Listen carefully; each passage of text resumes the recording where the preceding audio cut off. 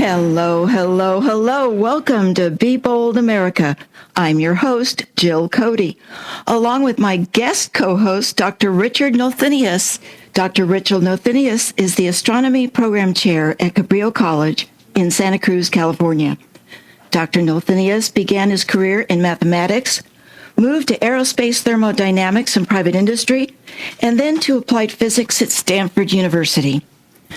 At Cabrillo College, he teaches a comprehensive course titled Astro 7 Planetary Climate Science and its civilization context. Dr. Nothenius is joining me for the interview today and giving Dr. Pettis Perry a well-earned week off.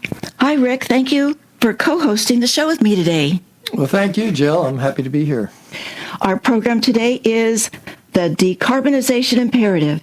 Time is of the essence.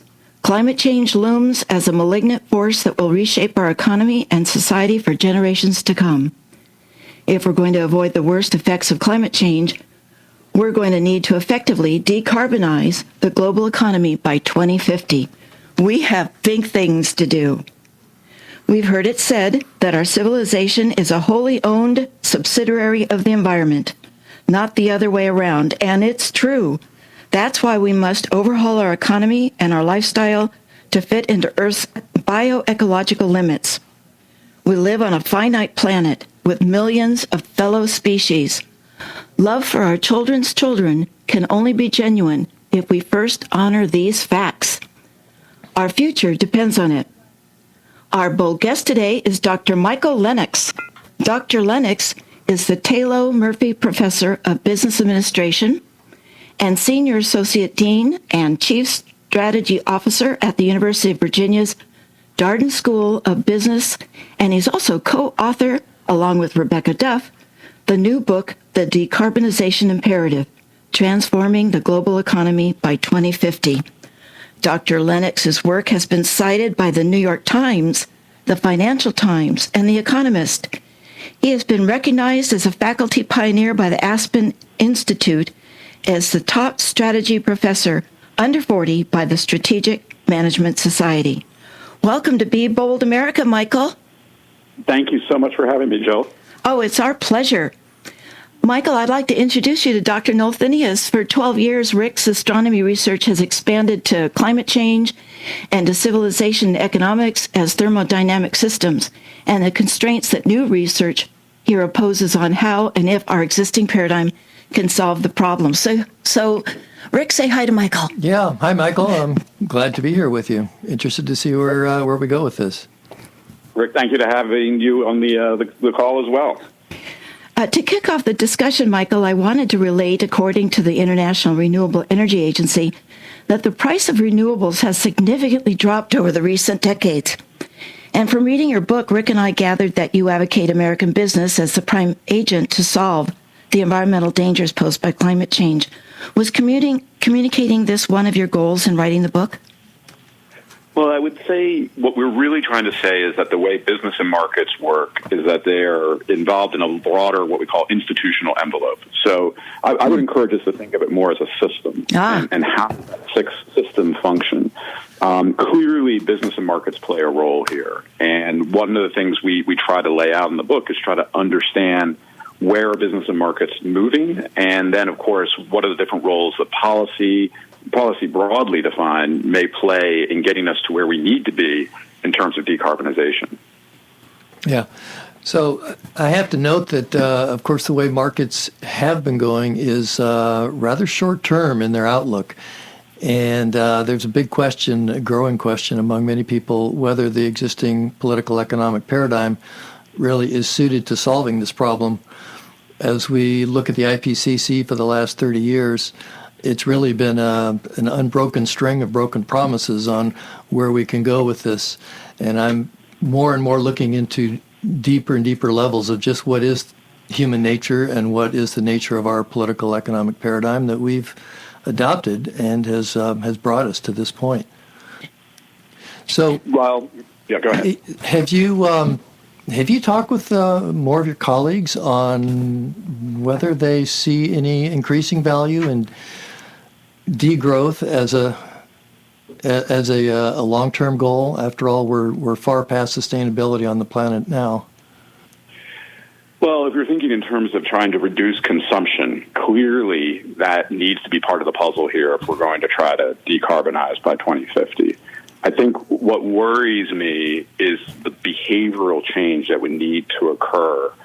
Can it occur in the speed at which it needs to occur for us to make a 2050 or what looks increasingly like even a shorter deadline for decarbonization?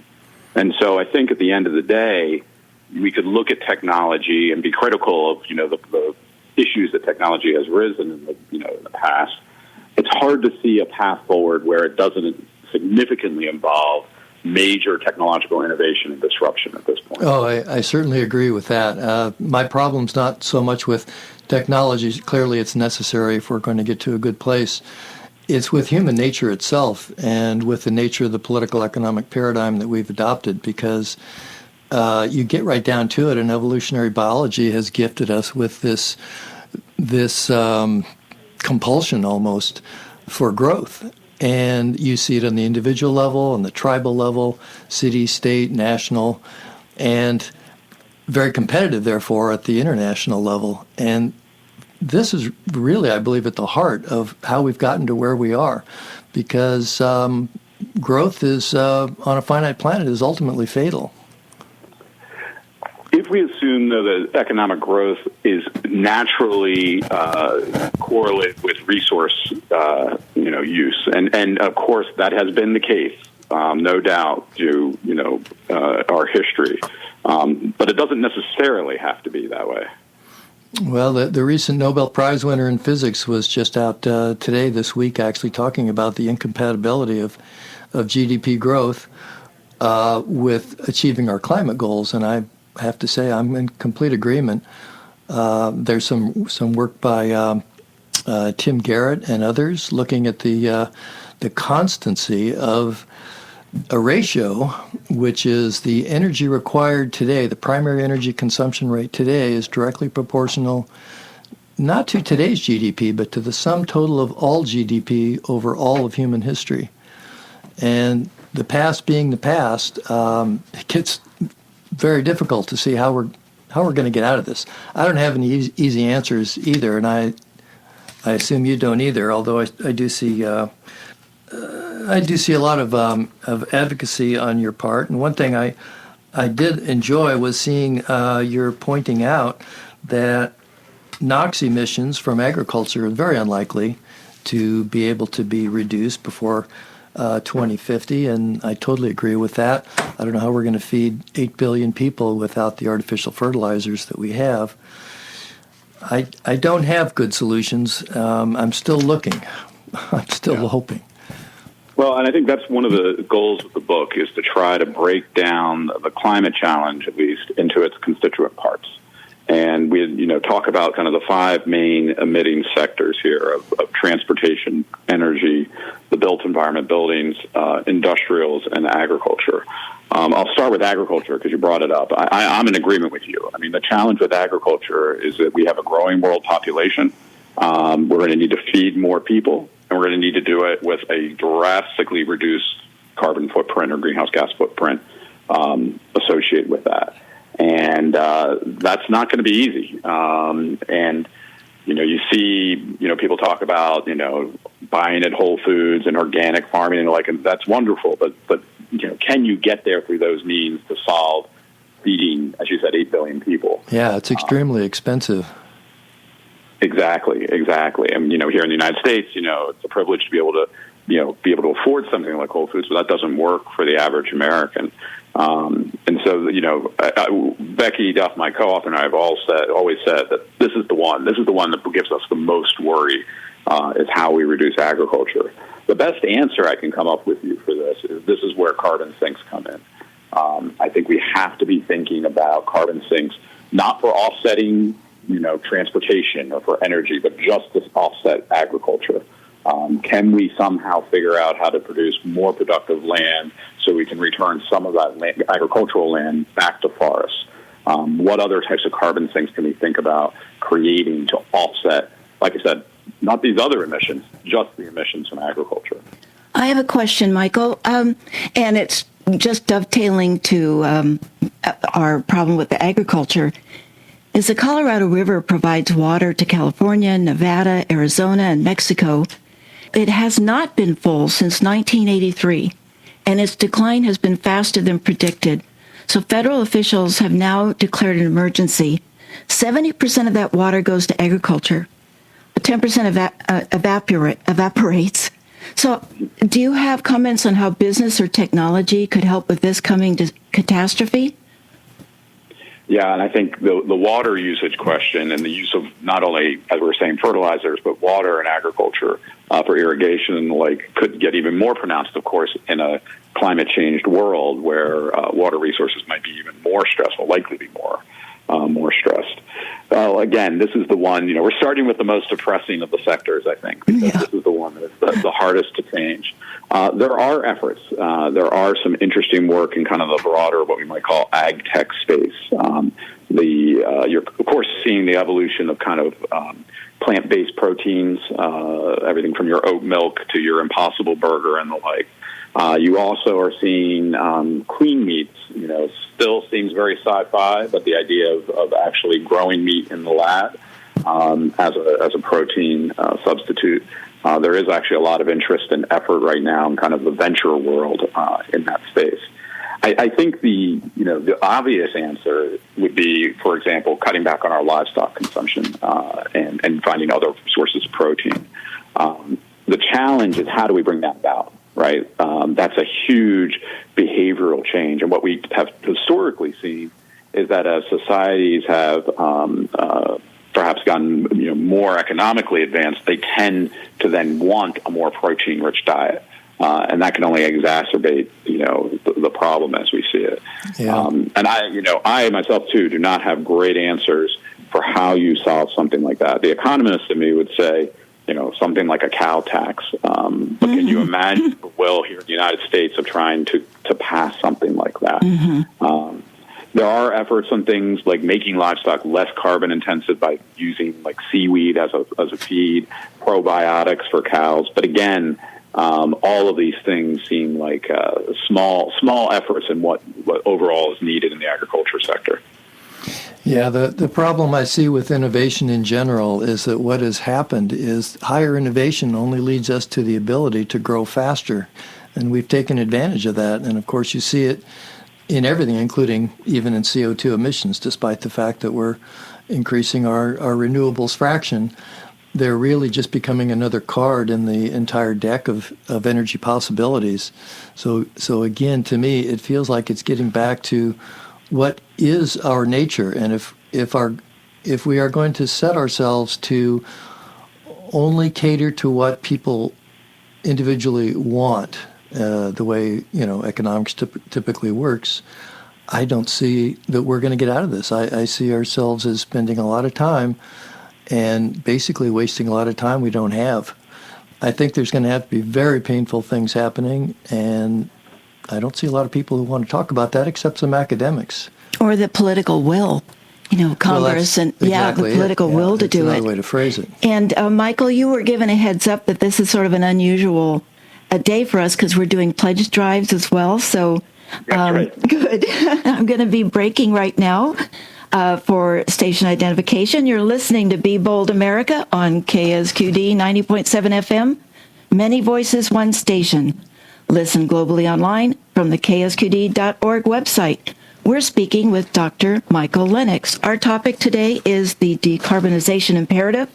And along with my guest host, Dr. Richard Nelfinius, we're speaking with Dr. Michael Lenox, who is the Taylor Murphy Professor of Business Administration and Senior Associate Dean and Chief Strategy Officer at the University of Virginia's Darden School of Business, and who is the co-author with Rebecca Duff, The Decarbonization Imperative, Transforming the Global Economy by 2050.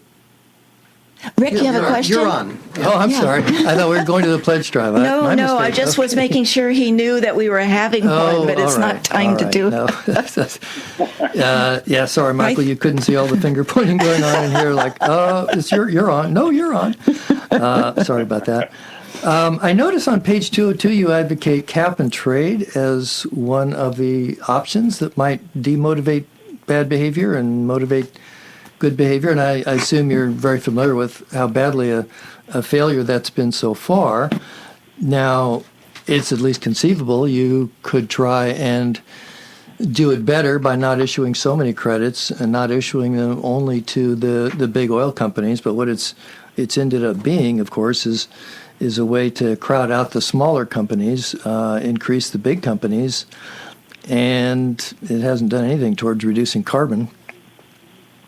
It's interesting you pull that out because, again, as an economist, I think you see most economists advocate for putting a price on carbon. And there's been some very interesting work and debates about a carbon tax versus a cap and trade system. And those debates in the literature go back and forth. And I think a lot of people are favoring now more of a carbon tax because of its simplicity. You hit upon exactly the issue, though, the complexity of actually getting it right, getting the cap right. Because if you don't get it right, it might not be economically meaningful or it might have these secondary effects. I think one of our messages in the book is to say we need to think beyond that one lever. Because so much of the policy work and so much of the legislative effort, to the extent there's even been any, has been around putting a price on carbon. One of our arguments is there's literally hundreds of other levers we need to be thinking about and activating if we're going to start to move things forward here. So what do you think of the James Hansen proposal of a carbon tax at the wellhead as opposed to an emissions tax, which is, frankly, much more difficult to try and solve for and to try and implement, and it's frankly rather regressive as well, but to actually demotivate the actors who are pulling the carbon out of the ground, because once it's out of the ground, sooner or later it's going to go into the atmosphere. Well, I do think we're, very strongly feel that thinking about Scope 1 emissions, where the emissions actually occur, is a useful way to start to get our hands around the problem. So I think at one level, an agreement that going back to that generation side is a favorable thing to do. I think the thing we have to recognize, right, is that there's demand, and that demand is driving the production of fossil fuels. I had a student who made the comment we just need to have the dozen or so largest oil and gas companies stop doing what they're doing, and we'll get a long way towards climate change. And I don't think that's the right way to think about the problem, right? It's the use cases downstream that drive that creation of that industry. And again, this is on a global basis. So it's not just what's happening in the U.S. It's what's happening in Saudi Arabia. It's what's happening in Russia. It's what's happening, again, across the world. Right. Well, the U.S. Only contributes 12% of global CO2 emissions at this point. So actually what we do here is increasingly, at best, maybe an inspirational point, but I don't know whether that would work either. I guess and I think, again, there's certain sectors you've got to look at, like steel and cement. We talk about those in the industrials chapter. That, the largest producer of both steel and cement, but also of the emissions associated with them, is China. And so if China is not taking actions, that's going to be that we're just not going to get there. Yeah, I agree. Where are we, Jill? Are we? Well, you've got till 5:25 is when we do the fundraising break. Okay.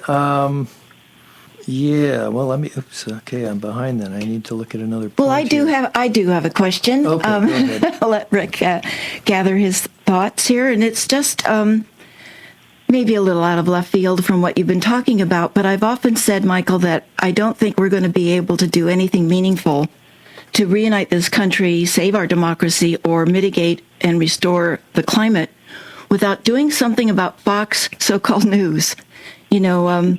Mother Jones recently had an article, Mad as Hell, What's Fueling America's Political Rage. And there have been stories also, because it's been the 25 years anniversary of Fox. And it concluded that all angry and outraged roads lead to Fox News because of the disinformation and outrage incitement machine that they just keep producing every hour. So what are your thoughts on doing what we need to do by 2050 and having, it's a network, but it's not a news network, having a network that really fights against it? Well, I think overall, as we know, and it's mainly a peculiar U.S. phenomenon, though, not to say this isn't in other parts of the world as well, but the climate denial. It's hard to solve a problem that many people don't even recognize as a problem. Mm-hmm. It does seem like perhaps we're turning a tide on that finally, in terms of at least recognizing that this is an issue that needs perhaps to be addressed. Maybe vast disagreements on to the extent to which we need to do it and what we're willing to sacrifice to do it, but at least increasing recognition that it's a problem. I think if there was, one of the many messages that we're trying to get out of the book is this notion of disruption, that we have industries that are disrupted by new technologies that evolve into new ways, shouldn't be surprising. Like, this is a hallmark of market-based economies. And so when we think about, let's say, renewable energy, or we think about electric vehicles, or go down the list, we should be thinking of these in terms of, like, these are the industries of the future. These are the industries that are, like, literally right now creating jobs, being that kind of future opportunity. And it's natural that we have older, industries that are perhaps fighting for their life, but will eventually go away. And I think the more that message can get out there, and not be framed in these, kind of very polarized, you can either, have our economy, we can have jobs or not. I think that at least can maybe hopefully get over some of the partisan divide. Yeah, a point I wanted to make is we don't seem to, in economics, conventional economics at the moment, have an efficient, a proper way of valuing nature herself. The future gets no vote whatsoever in our decision making, and yet a lot of what we do would lose all meaning if we didn't have a future, if we really thought we were the last generation. And so I'm wondering how we can try and bring their vote in somehow. I wonder if you have some thoughts on that.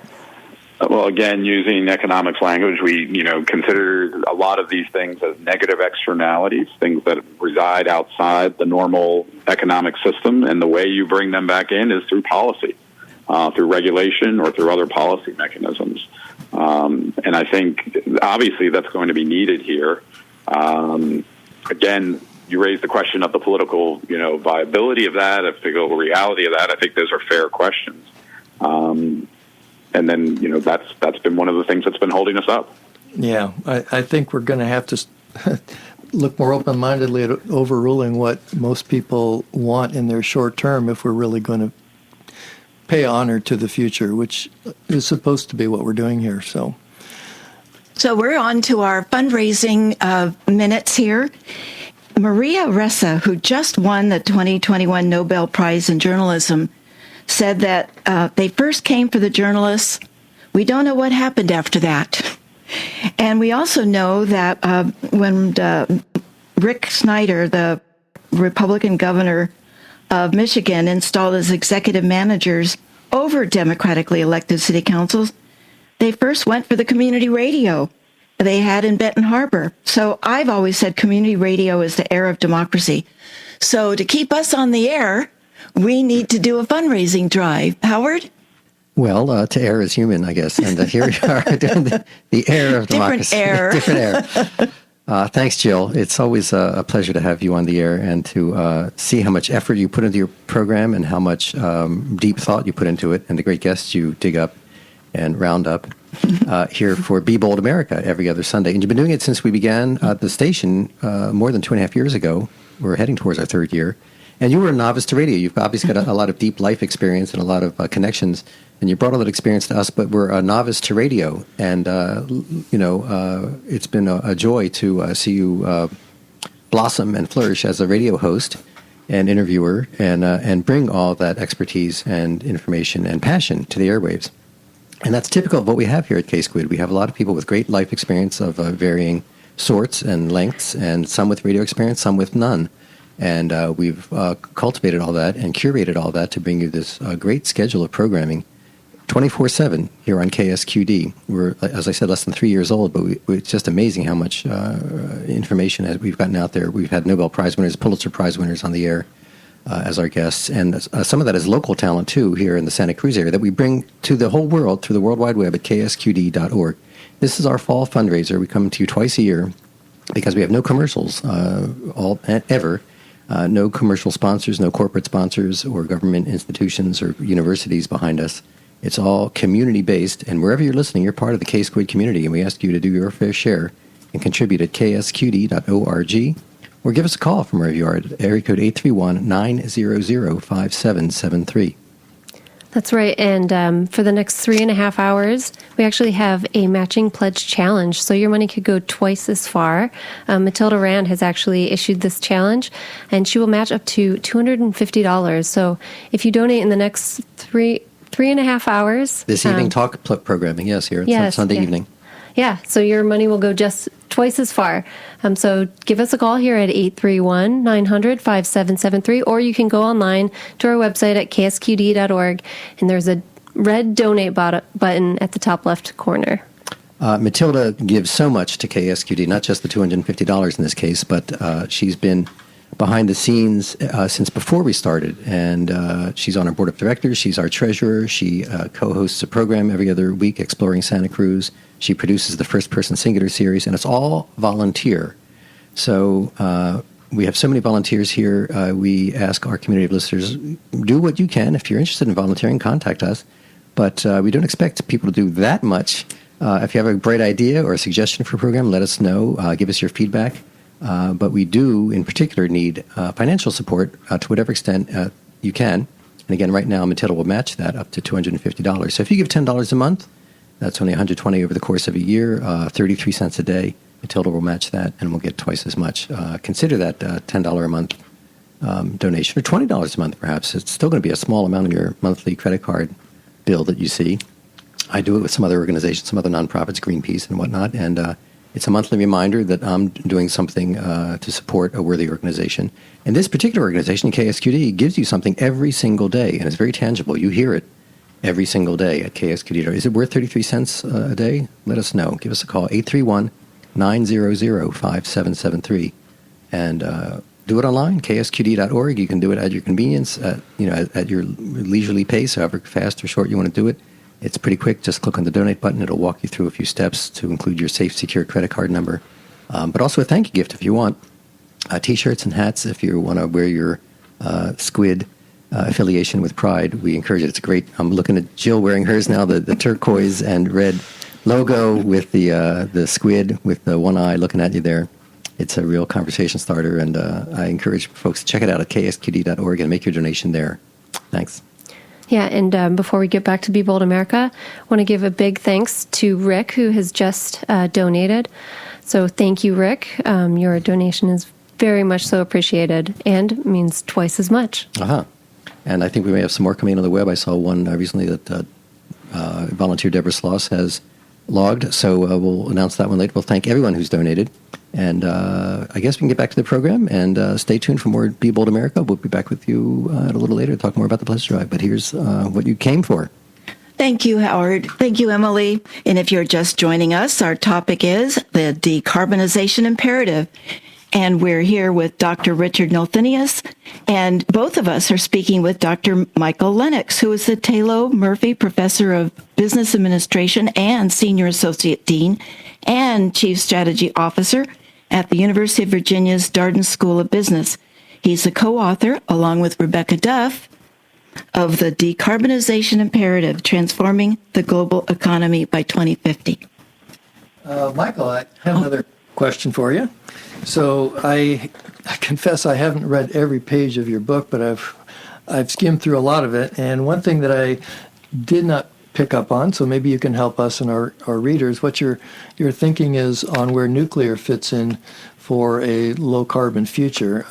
As a scientist, I'm coming at it, and I actually see a lot of advantages to the new molten salt thorium breeder reactors as a way not only to get rid of our existing waste, but also to make use of all the thorium that's frankly sitting around in mine tailings now.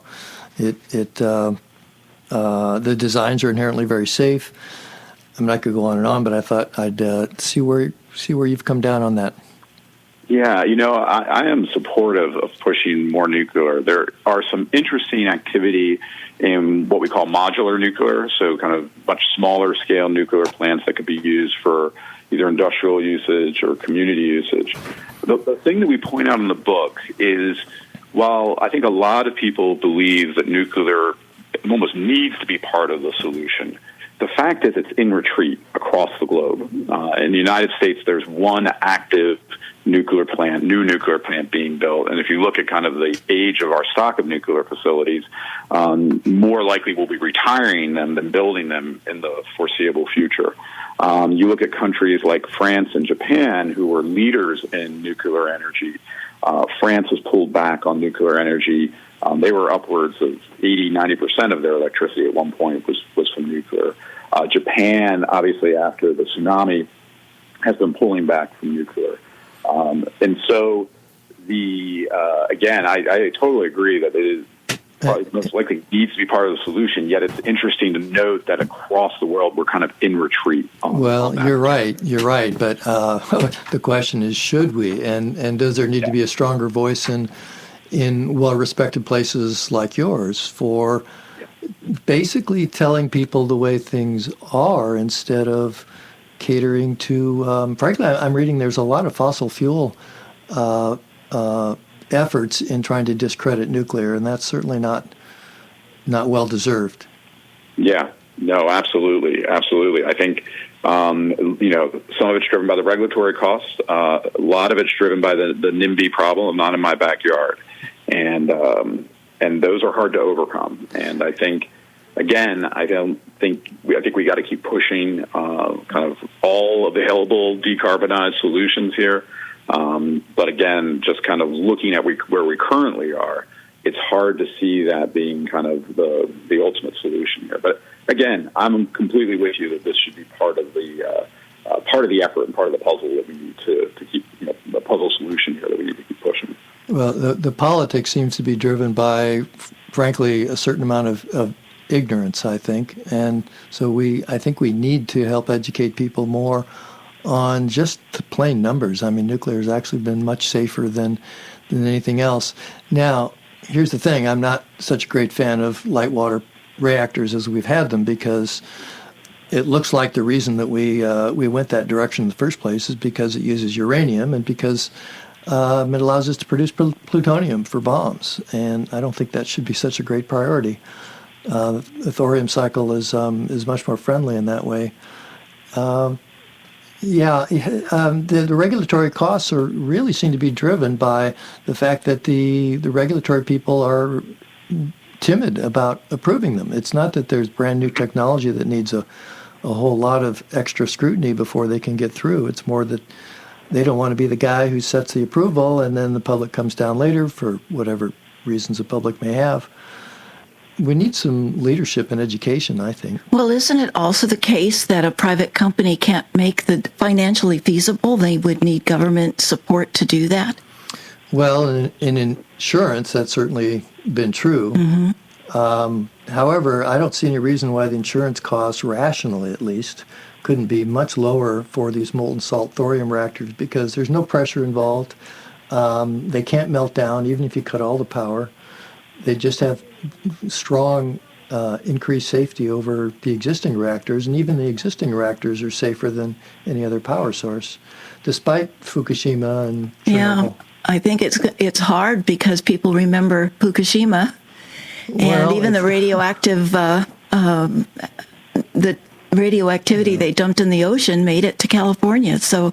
No, that was so microscopic. Well, you've read that. Yeah. It's microscopic. Okay. That's really overblown stuff from anti-nuclear people. Our fish don't eat it, and then we eat the fish, and we don't get the microscopic. The amount of radioactivity is so microscopic compared I'm glad to hear that. What you already get from radon and all that other. Oh, yeah. There's background radiation that we all get. Yeah. Anyway, we don't want to co-opt the conversation with Michael here. Yes, Michael. Do you have any follow-up thoughts on that conversation or something else you wanted to add? No, I mean, I think that, it highlights the complexity here, right? If you think about what a utility is in the U.S. in particular, let's say, it is a heavily regulated industry on many different dimensions, including the pricing and rate structure. And so if you think about their incentives, they have costs associated with building out different types of generation types, be it nuclear, be it renewables, be it a natural gas plant. And they're under pressure as well from regulators who want to keep prices low. And so it's a complex system. I think that's a common theme that we want to talk about here. And I think these types of solutions, we know they're out there. It's a question of the will, both politically and economically, to kind of make these things happen. I think we could have a similar discussion about renewables, less from the issue of, obviously, of the NIMBY problem. There's absolutely those, especially with things like wind. But this question of how do we build out so much infrastructure, so much expenditures on the capital side. Yeah, exactly. And where does the will come from to do that? And I think that's, what we know is that there's been this incredible story with renewables in terms of its cost over the last decade plus, where the cost of it has come down dramatically to the point that in many applications it can be like natural gas generation. The challenge, of course, is the intermittency problem. And I think we increasingly recognize that batteries of some sort or another are kind of the solution for that problem. Batteries also have come down greatly in terms of their cost. But we're going to need a massive build out of electrical generation to be able to retire all of the coal and natural gas that we still have on the grid. Yeah, and I'm seeing people who are trying to start companies to mine the bottoms of the ocean for the rare metals needed for these batteries and renewables. And the problem there, of course, is that's the one place where there is actually long-term carbon storage happening. From the calcium carbonate that's made by sea animals, and when they die, it drifts to the bottom, or at least a lot of it does. And that's part of the long carbon cycle where you actually, and yet if you're going to be mining the bottom of the ocean for these, what we used to call manganese nodules, you're going to disturb all that and send it right back up into the carbon compensation depth, and it goes right back into the short cycle. It's just so short-sighted. I just see the motivations in the entire economic system completely in the wrong direction. So I wonder if you and your friends in this business have something that they might add to that. Well, again, I think when I take a step back, when we look at, again, behavioral change, right? Like, let's dramatically reduce our consumption in some ways. Once again, I think those are going to be not popular. They're going to be needed, but I also want to be realistic. You can imagine, for example, let's take energy use as a good one. Ways in which we could adjust our lives so we require less electricity, less energy in general. Absolutely, those are possible and out there, but those take time, and those are happening at on a longer time scale. I was just thinking, the other day, people sign 30-year mortgages. A 30-year mortgage at this point, like, that's going to be, at the end of that mortgage, we're already past 2050, right? Like, so we're already, a time frame of our lives and the way we think about our consumption, we're already making decisions that are locking us in until effectively 2050. Right. And so the thought of, like, how we change the way in which we live, the way we organize, the way society is laid out and the like, very hard to see how we dramatically change that in a 20-year period here. Global, and this is why we can fault technology. We can say technology has caused the problems, and it has these secondary impacts that will continue to cause it. But again, I think if we're going to be serious about climate change, I don't see how we think about it in any other way than massive technology shifts at this point. I certainly like dramatically reduce electrical consumption. That's going to be really hard, really hard over a short period of time here. Well, I think we'll need both. We will need to have incredible technology, and we'll also need to cut way back if we're actually going to succeed. I don't think we can feed both. I don't think we can have a world with 8 billion people living the lifestyle of Americans on a planet as finite with the energy inputs that we've got. And energy really is everything. And what happens when you have companies like Apple and Disney? I mean, Apple, I don't know if it's still the number one company in the world, Apple and Disney, among companies, are backing groups against the U.S. climate bill, and also Amazon and Microsoft are also supporting groups fighting legislation despite promises to combat the climate crisis. So we have some big companies, Amazon, Microsoft, Apple, Disney, that are not seeming to be on the side of... The greenwash is amazing, and I'm glad it's at least getting a lot of press now. I'm even seeing it on CNBC, and finally, it's about time. Well, I think what's happening is a question of sacrifice, right? Because what you're seeing is they're not back. They're explicitly saying they're backing the climate investment pieces of the bill and not backing the tax raises for corporations. So they're against that part, but they're for the climate part. Yeah. As long as somebody else pays for it, I'm all for solving climate. Well, and you talk about the question of sacrifice, and you also mentioned that we need to drastically reduce consumption. And I don't mean to derail the conversation too much, but we have an entire industry called the advertising industry that works on your nano brain science to force you to buy things. Dopamine. Yeah. Michael? No, I think, again, I don't mean to be dismissive of the attempts to reduce consumption. I'm in agreement that when we look at the scale of the problem, that has to be part of the solution. What I struggle with, again, is what are the mechanisms, right? Right. What is going to, create this broad awakening that we need to change our values and our lifestyle, and again, not just in the United States, but globally. And what you hear from a lot of lesser developed countries, of course, is, wait a minute, you've gotten to have in the industrialized world in places like the United States this trajectory and this advancement, and now you're going to tell us that we can't, because that's going to exacerbate the problem here. These are really tough issues to address, and again, I'm going to keep coming back to I don't see technology as a panacea. I don't think it's just we wave our magic wand and technology solves the problem for us. But given the timeline, especially on climate change, I don't see how we get there without it. Mm-hmm. Being not only a major driver, but maybe the primary driver for us getting there. Otherwise, we'll probably be forced to do things as we get the most drastic impacts of climate change being realized. Yeah. Jeffrey West, a physicist, has written a great book that's gotten a lot of attention called Scale, and he's shown with a clear model how it is you can explain these amazing scaling relationships you see in biology and in civilization. Frankly, he's extended this to cities and to everything. And he makes a great point, and that is both the Malthusians and those who said, we're doomed before the year 2000 were wrong. And, okay, we've got to take a break. You're listening to Be Bold America on KSQD 90.7 FM. Many voices, one station. Listen globally online from the KSQD.org website.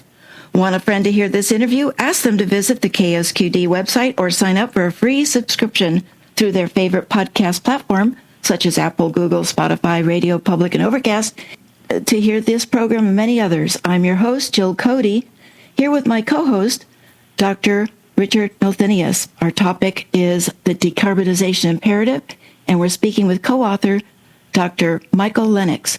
Dr. Lenox is the Taylor Murphy Professor of Business Administration and Senior Associate Dean and Chief Strategy Officer at the University of Virginia's Darden School of Business. And Michael, before we start, again, this last quarter hour, we like to discuss what listeners may keep doing, stop doing, and start doing. We've spent most of the hour depressing everybody and theorizing and talking about what we need to do. But do you have ideas what listeners may keep doing, stop doing, and start doing to support your work and support the work we've been talking about? Sure, yeah. I mean, I love the idea of, let's put a positive spin, right? Let's talk about maybe, what is happening. And before I get to, maybe specifics for the listeners, but I think if we look at the different sectors, the one that probably has the most positive story, I think, going on right now is transportation and the potential for electrification of vehicles. While there's still a very small number of the new cars sold are electric vehicles, the trajectories are where one would hope if we're going to see a kind of radical disruption of the internal combustion engine and the use of gasoline. So I think there's a lot going positive there. So obviously electrification of vehicles is a major part of this. The second thing, of course, is the use of zero carbon or zero greenhouse gas emitting solutions like we were talking about for electrical generation, nuclear, renewables. One thing we haven't talked about is this idea of a distributed electrical system where each one of us becomes generators. Maybe you have a solar panel on your home, you have an electric vehicle, which is effectively a battery in your garage, and that gives you some opportunities on a smart grid to create dynamic trading of electrons to be able to basically deal with the intermittency problem, or at least help deal with the intermittency problem that renewables have. And so that, again, is another positive trend we see. In terms of individual behavior, I'll go back to where we started, which was agriculture. The simplest thing we could all do is switch our consumption patterns away from things like livestock, especially beef. And I say that as someone who still consumes beef on occasion myself. I know from a decarbonization perspective that would be the number one thing I think we as individuals could do. And as we talked about before, there is no easy technological fix to this problem. And so changes in consumption patterns is probably what is going to be needed there. Yeah. Again, I come back to these discoveries of what happens when you have these innovations. And, of course, initially they're great. But since they start at a place of a given growth that we're already at, they have finite time singularities that are consecutively shorter and shorter. And it's a great analogy, I think, is imagine you have a teenager who's kind of irresponsible, and their credit card is maxed out, and your first solution is to give them another credit card. And that works, and rather than have them hauled off to debtor prison. But the new credit card has a smaller limit, and it expires quicker, and so forth. And then they max that out because this is the inherent underlying nature, I fear, of humankind. And we've finally gotten, after 6,000 generations, to a point where we have filled the planet and we have overfilled it.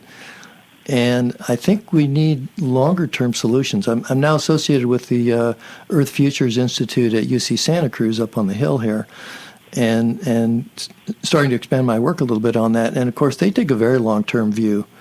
Mm-hmm. Now, we're not going to get to the long-term unless we survive the short-term, and I know that's more your focus, and that's appropriate. We do have to do that, but... Boy, I see technology. There's a limit to how excited I can get about all these, perovskite batteries and this, that, and the other, because it's all put onto a system that is pell-mell towards more economic growth, and that has been our killer. Michael? Yeah, I think, so a couple thoughts. I was at a talk in Rotterdam a couple years ago where we had a prominent climate scientist talking. And in the Netherlands, they're very into the idea of a circular economy. How can we create a world in which we are recycling more and creating less waste and using less raw materials? And his perspective, which was an interesting one, was simply climate change is the issue we need to address right now. The timescales are short. The impacts are huge. It's a complicated global problem. We need to address this. We mentioned before, you mentioned rare earth metals with batteries, might exacerbate climate change. There's disposal issues, but we've got to solve the problem at hand and then recognize there could be subsidiary problems. I always talk about when the internal combustion came about and automobiles came about, it actually solved a very poignant environmental problem that especially cities were facing, which was the disposal of manure. So horse-drawn carriages, the use of horses for transportation, was generating literally tons of manure a day in places like New York City that needed to be disposed of. So along comes the automobile. One level it was viewed as an environmental good because it was reducing this ignore problem.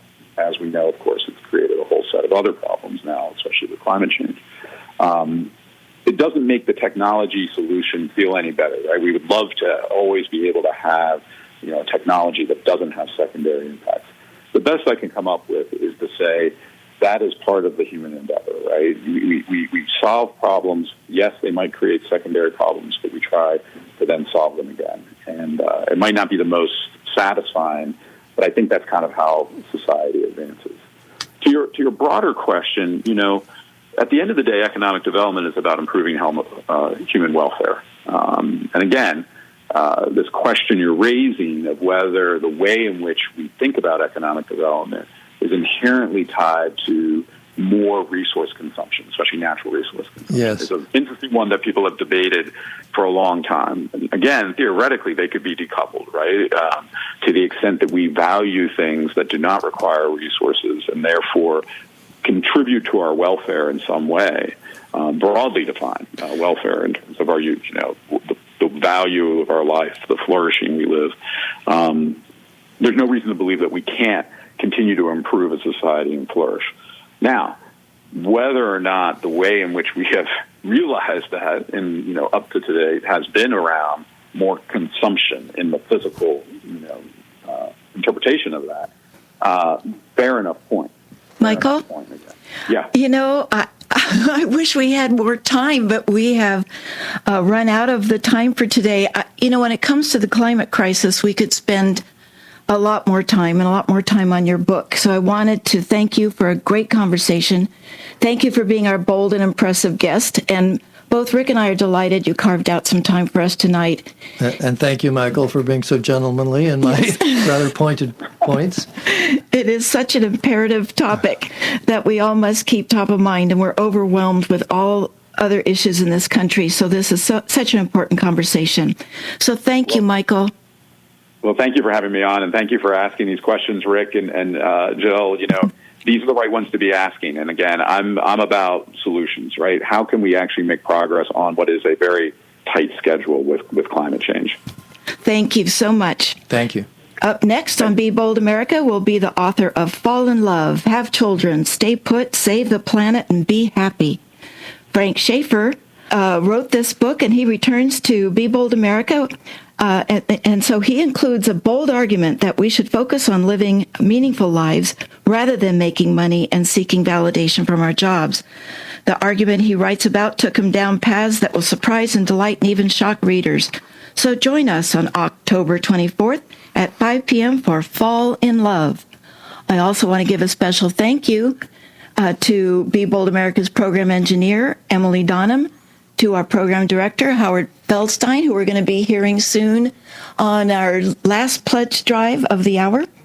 And a very special thank you to guest co-host, Dr. Richard Nolthenius. Thank you, Rick, for joining me on the interview. Yes, I know you have a jammed calendar. Yeah, I know you do. And so again, thank you for being here. You're listening to KSQD, Santa Cruz, Many Voices, One Station. Listen worldwide online at ksqd.org. And please, after the pledge break, stay tuned for Faith Matters with Seth Shapiro. My name is Jill Cody, and thank you for listening to Be Bold America. Until next time, keep, stop, start,